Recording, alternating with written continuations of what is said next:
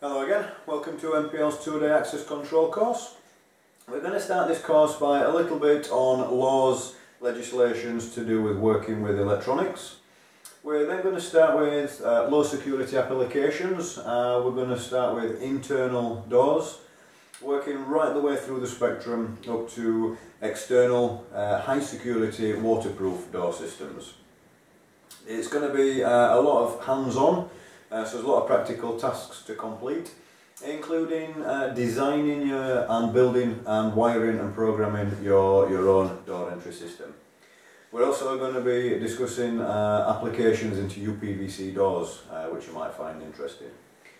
Once you've completed the course, you're going to be building your knowledge, but also building your confidence to be able to assess a building's requirements, install that system to a high standard, and also adding extra revenue to your business.